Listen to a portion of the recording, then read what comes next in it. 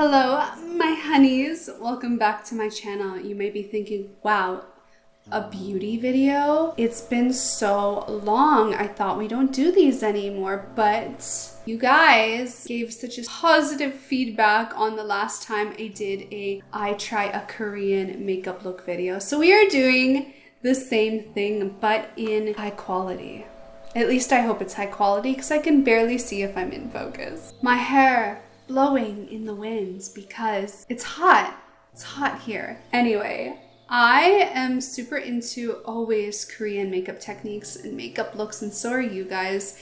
And also douyin looks. So more of that Chinese style makeup is so beautiful, and honestly it's what suits my face. When I try to do Western makeup techniques, I look ridiculous. Heck, even when I try to use Western filters on TikTok, Instagram, I look so ridiculous. But anyway, this right here is the look that we're going to be inspired by today. It is a very simple douyin style makeup. We've got dolly eyes, we got the manga lashes going on with the glitz, and it's just kind of glamorous. So that is exactly what we're going to be recreating today. So I'm gonna do my best to have fun with it and get that cute luxury elfish dolly manga look here today. If you guys like these kind of videos, do be sure to let me know, otherwise I won't be recreating them that often. My channel has pivoted to more of a lifestyle channel, so I upload weekly vlogs of days in my life where we also do like every single day kind of skincare routines and stuff, but we can also do the occasional makeup look here and there, which is just this get ready format. But anyway, enough chit chat, let's get started. I've already done my skincare today, but I am feeling a little puffy in terms of my face. Pardon me dropping everything that's on my lap. But I'm just going to de-swell my face a little bit around my jawline with my Glow V-Line facial roller. I love using Korean facial rollers because they really work amazingly to de-swell and depuff the face. Now, if my skin goes red, don't mind that. I have sensitive skin, and anytime anything touches it, it does go red. But what I like about this, aside from gua sha, it's a little more gentle on the skin, but you still get the benefits of the gua sha technique. And you get the benefits of the pinching method to stimulate blood flow and help flush out swelling and toxins from the skin. It's just really nice for firming, lifting, and tightening the face. Of course, every single product that I use in this video will be linked in the description box down below for you guys, so you can check anything out that you liked in this video. For my eyes, I do have some contact lenses in to give me more of that dolly look. This specific lens has been discontinued, but I did purchase them on HoneyBii Beauty, which will be linked in the description box down below. They have a ton of amazing lenses that I absolutely love their collection of. Not sponsored, I purchased these myself and love them. For my base makeup, I'm going to be going in with my Numbazin Porcelain Base Skip Tone Up Beige SPF cream. I'm only going to use a little bit because you can see my skin is pretty good. I'm quite proud of it, so I don't need a lot, but I still need to balance out any redness. Ooh. Any redness in my skin. That might be too much just from that one blob right there. That's like a lot. Yeah, that's like a lot. Kind of smells like tea tree oil. I really like it. I got like a whole face and like an arm application out of that one splat. I always take like a tissue and wipe off any pigment that got on my lips. Gonna just be using a transparent setting powder. This is one from Anastasia Beverly Hills. I don't really like it that much, but it doesn't matter. Taking the head of this broken brush, just most of my face, but not the high points of my cheeks. Last time I filmed this type of video, it brought in a lot of new viewers to my channel and new subscribers, and I wasn't expecting that. I'm just going in with my Innisfree blusher in, I think it's shade number 3. It's just like a nice coral tone. So I want to take this opportunity in case the same thing happens again, or in case you guys are tuning in to this video from the other one, to introduce myself properly and give a little history. I've been on YouTube for a long time. But I am a small channel, even though I've been around for a long time. So not many people know me, which is totally normal and okay. But I want to take this opportunity to introduce myself to you guys and the history of this channel and the history of me and what we are, what we do, where we're going, and all that kind of stuff. I don't want to put on too much blush because in the photo it doesn't look like there's too much blush. Going in with my Rom and Broken contouring powder because it's my holy grail favorite in the shade number 1. So I originally started on YouTube probably back like officially in 2012, 2011, but I didn't actively start consistently posting until probably, I would say 2013, and that was strictly on this channel. I didn't start vlogging and doing daily in the life content until I lived in Japan in 2016. So we originally started out here doing makeup tutorials, and they were always Asia inspired beauty tutorials because I realized in my early youth as an adult that was the style of makeup that suited my face. And you guys might be wondering, like, yeah, you do kind of have a little bit of an Asian feature going on. And that was and has been my number one asked question throughout my years on social media. What is your background? And for those of you who haven't searched it on Google or haven't been longtime viewers of mine, you might be thinking that. I'm sure you are. And the answer to that is that I am mixed. But you will be surprised to find out I'm not technically mixed with Asian at all. And for a long time, I tried to keep my background and heritage kind of like on the lowdown on here because I did talk about it publicly during the earlier days of being on YouTube. And I got a lot of backlash and a lot of like negativity and a lot of stuff regarding it because it is a little bit of a controversial background to have, especially as someone who has a presence online. There's a lot of responsibility that a lot of people like to put on me for my background, which brought me to avoid the topic in general. Just taking a flat synthetic brush, I'm going to contour my nose like I normally do. So my background and why I have somewhat Asian looking features is Native American, French Canadian, and Austrian. And of course, if you think about it, what would bring controversy is the native side of the aspect. Because in Canada and in North America as a whole, there's a lot of issues socially with their rights. And I lived a majority of my life not knowing, not being educated. And I grew up in a very a very Catholic household. So I lived a normal I lived a normal Caucasian life. I lived as is. So I stopped talking about it for many years too, because I didn't feel like I was the person to talk about it. And it's also not where I wanted my channel to go.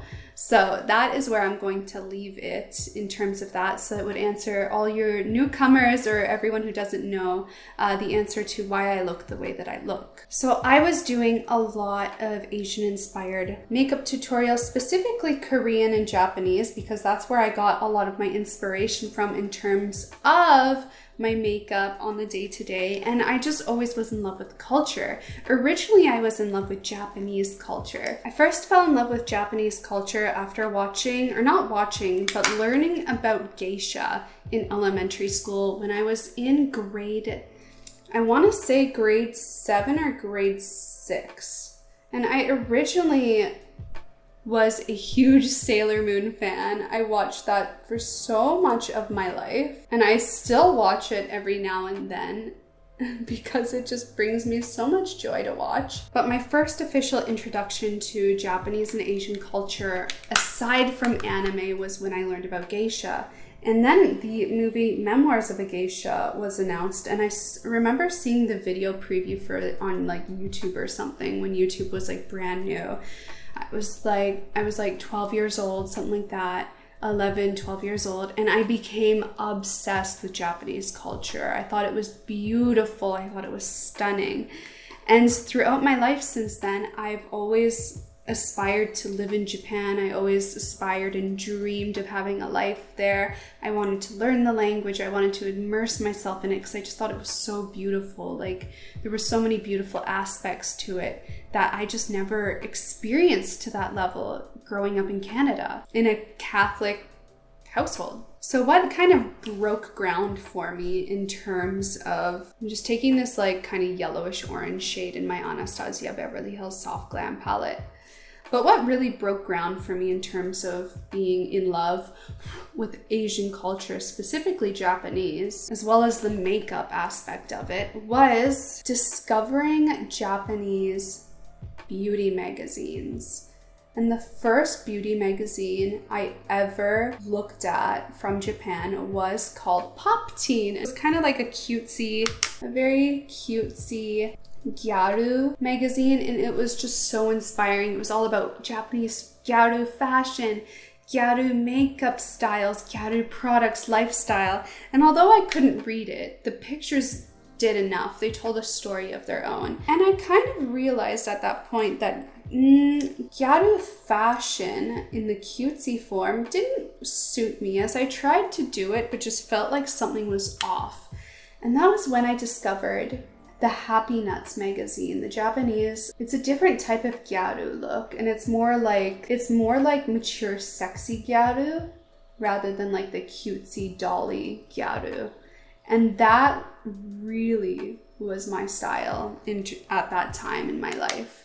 The makeup was everything, and that was when I really kind of started uploading frequently on this channel. This was probably back in early 2013, I would have to say. This is when I really started uploading a lot, and I was doing a bunch of Japanese gyaru model inspired makeup tutorials, and they were so much fun. And it was like so cringy when I look back at it now, because I was also trying to actively learn Japanese at that point. And in my videos I was speaking Japanese and I had no idea what I was saying, but no one ever corrected me, so I'm assuming it was right, because there was a viewer that was Japanese who was writing the scripts, for like translating scripts for me. Like, I would plan out what I wanted to say in the video in advance, and she would translate it in Japanese, and I would read it. She was amazing. And like, the fact that nobody ever corrected me just kind of has me thinking it was like perfect translation, or maybe just nobody knew anyway. I have no idea, but it was so much fun. Taking my contour powder again and a eyeliner brush, I'm just going to be emphasizing my natural aegyo-sal, but not too much, since I already have aegyo-sal. It kind of looks ridiculous if I really heavily draw it. A lot of people, speaking of aegyo-sal, back in the day, I started transitioning from strictly doing Japanese inspired makeup to Korean inspired makeup. And that was when the Olsang trend was really popular.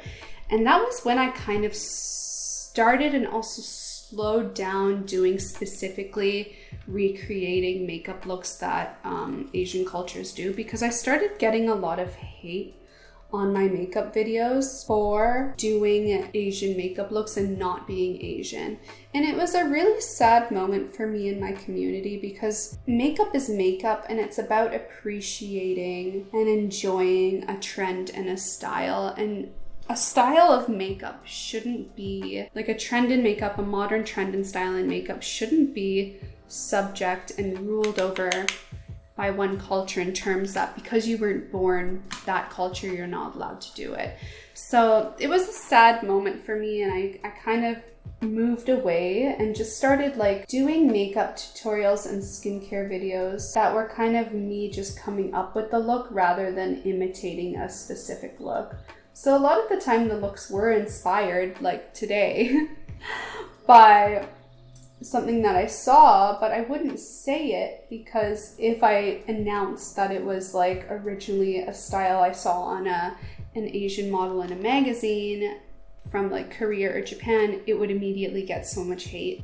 So then in Rolls 2014, and right before 2014 happened, my partner at the time ended up moving to South Korea to teach English.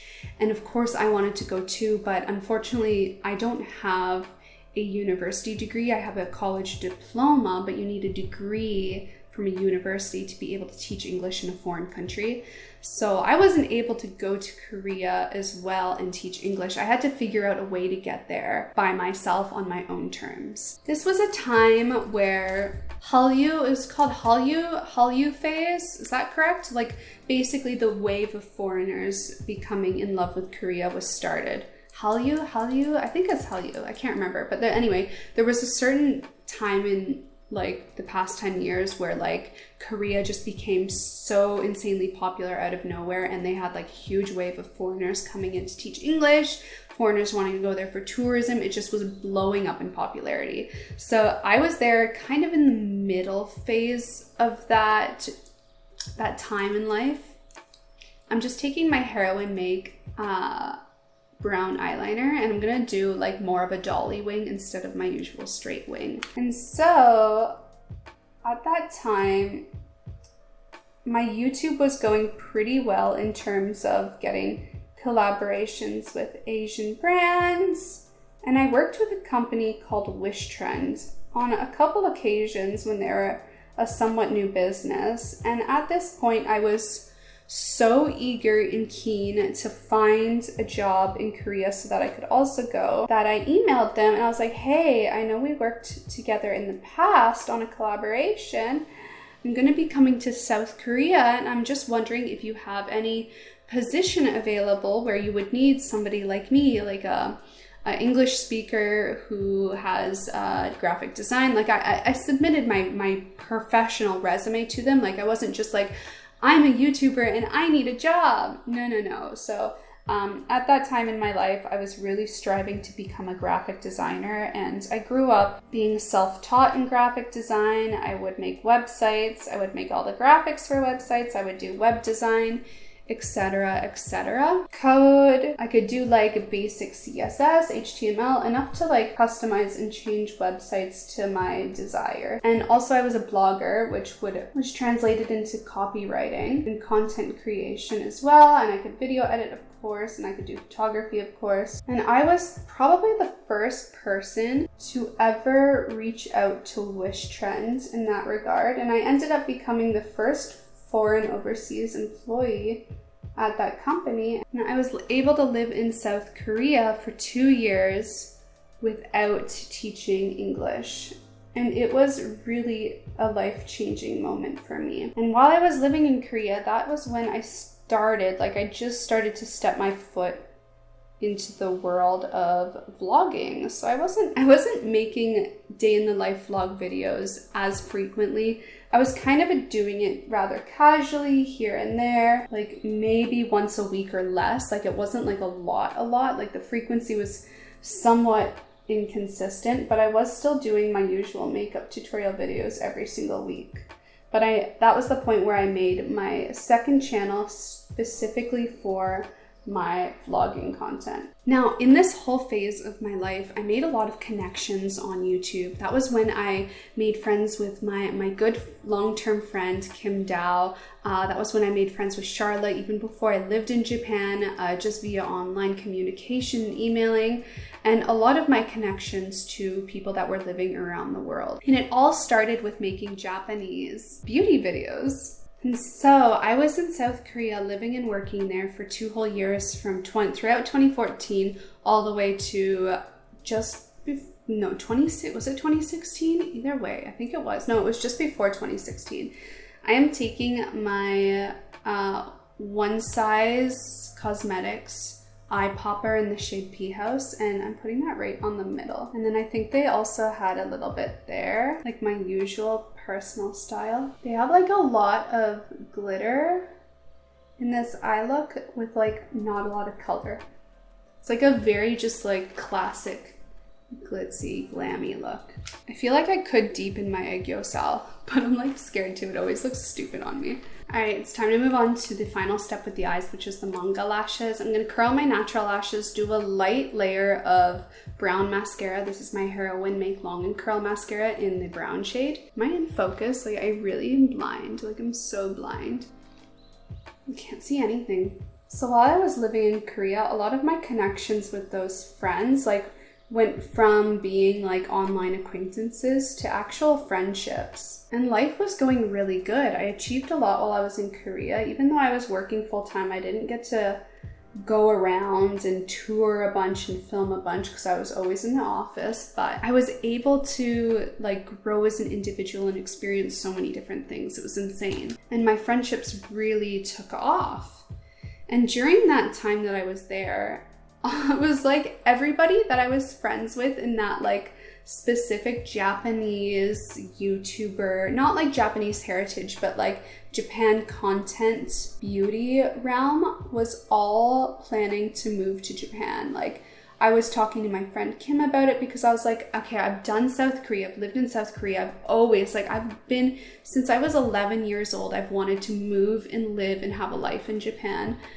Like, I'm so close. I'm in South Korea. Like Japan's literally next door. Like I can do it. Like now that I've moved to another country, I know what to do. Like it's not so scary anymore. It's not so intimidating, right? And so I was talking to my friend Kim, who also at the time had the idea of moving to Japan to live there for a year.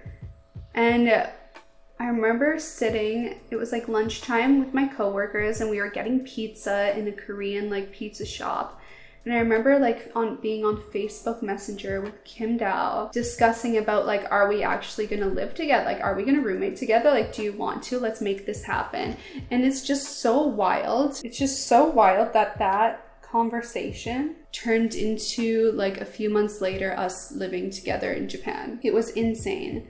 So once that was decided, like I had planned to leave Korea, I moved back to Canada, and I started to plan out my big move to Tokyo, Japan. I think I spent a few months, like 4 months back home in Canada, just kind of like resetting, preparing myself for the big move and everything. And then lo and behold, in 2016, I arrived in Tokyo, Japan, I think right after the cherry blossom season. I believe it was early May that I arrived in Tokyo, Japan. And that started probably the biggest successful year of my life in terms of my career, my personal growth, my friendship growth, everything. And that was the year that my vlogging channel and channel here kind of blew up. I'm taking these Ardell individual lashes and I'm just going to place them super randomly in a pointy kind of pattern on my eyes, and I'm gonna try to get closer for you guys. This is like this beauty video is like the memoirs of my life so far. All right, so I'm gonna be using these tweezers. They're just casual eyelash tweezers, and then I'm going to be using this duo one. Hopefully this works. Are we in focus? So enter 2016. In this year, I lived in the same country that literally all my online friends lived in. It was craziness. It was literally insanity and the funnest year and most like successful booming year of my life. We all were together, like everybody in our network was together.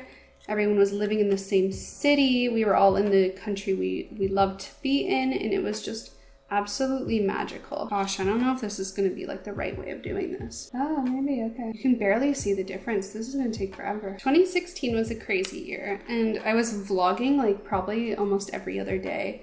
And even though I was still working for that Korean company, Wish Trend, I was having so much fun, and life was so good. Life was so fun, and it was honestly the best year of my life. Like Japan for me it made sense. It was where I was supposed to live. It was where I wanted to live my whole life. Like I dreamed about living in Japan. I aspired to living in Japan, and the fact that I was finally there and everything was going so well for me, like money was good, jobs were coming in, friendships were booming, like opportunities knocking at my door. It was literally where I was supposed to be at that point in my life. My YouTube channel was growing exponentially quickly. So many of you guys were watching my videos. Like my vlog channel was booming, my beauty channel was booming, like everything was up for me. And it was so much fun. Like it was amazing having such a community so many of you guys following along with my life, it really felt like a family, and it quite easily became the best year of my life. And to tell you the truth, I had no intention to ever leave. Like, the plan for me, like, I did not want to leave Japan. I wanted to stay. I was trying to find ways to stay beyond my 1-year visa, because my 1-year visa was going to come to an end and I would have to find a new visa so that I could continue staying. And the plan was to model and do the freelance modeling in Japan, so that I would be able to stay as long as I wanted, as long as I continued to do freelance modeling. And I was actively applying to freelance agencies, and I had them wanting me to come in, and then my life suddenly changed. My partner at the time, who I was with for 7 full years, said he wanted me to go to Australia to be with him, because he was actively living in Australia at that point, after we lived in South Korea for 2 years. And to be honest, I didn't want to go. It's hard to not give up on someone. Like, when you're in a relationship for that many years of your life, it's kind of a marriage. And so after a lot of talking, discussing, decision making, I ended up giving up on Japan and my plans to model, and moved to live in Australia with my partner at the time, which my audience in a way was kind of excited for me to go, but at the same time not. And that move to Australia was the worst thing I could have done in my entire life. Not only did it kill my YouTube channel, like, I gained followers over the years. I gained followers. I gained some success. I was on a roll up in life based on everything to do with Japanese and Korean culture. And what really set it off for me was actually living there and sharing my life while I lived there. When my channel stopped being about that, after gaining a lot of viewers from living there, who wanted to see me living there and see what life was like living there, the move to Australia completely tanked everything I worked towards in my adult life at that point. I spent years of my life aspiring to live in Asia, working towards living in Asia, finally succeeding at living in Asia.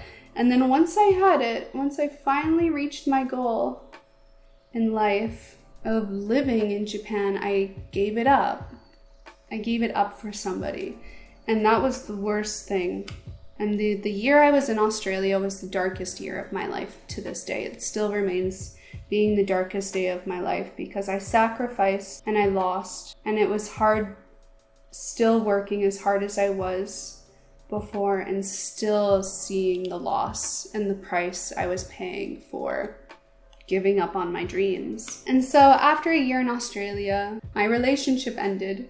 I ended up back home in Canada because the whole moving process to Australia put me in a massive amount of financial debt. Like, a lot of bad things happened to me when I was living in Australia, which in turn really set my life back a lot. Like, in every aspect, my life at that point was ruined. Everything I worked towards, everything I did, gone.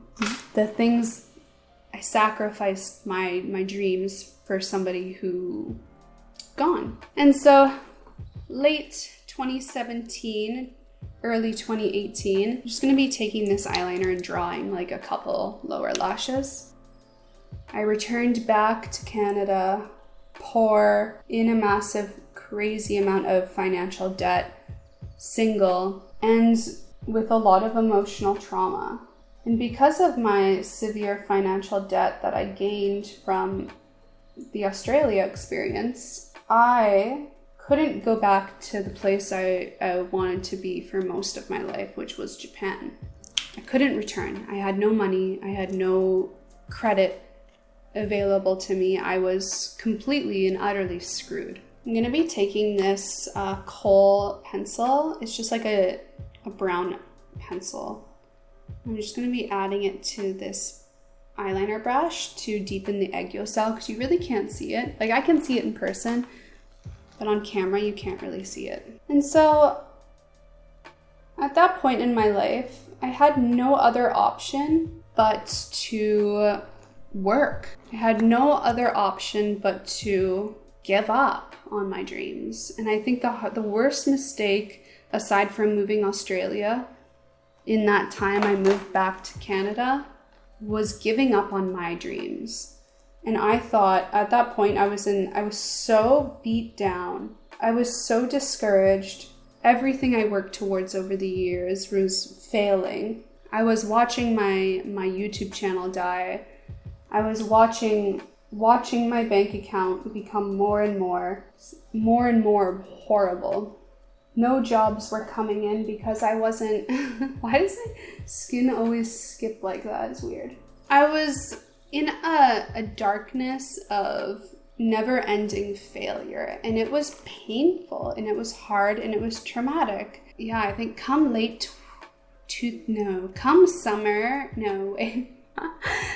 autumn 2018, I backtracked and decided I needed to, because I couldn't go to Japan and I needed to pay off my massive debt that I gained from my failures in Australia.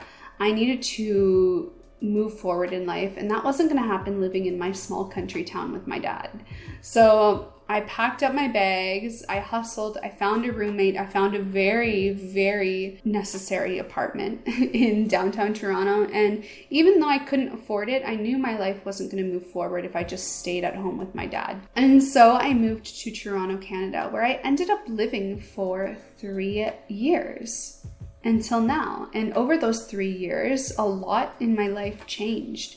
I very quickly there found perfect man for me, and we are still together today, 4 years later. I was able to finally pay off my financial debt, which happened in summer 2019. I think I was finally able to pay off my massive amount of accumulated debt from the disaster that Australia was. I made amazing friendships. I lost friends. Like, a lot of my life changed.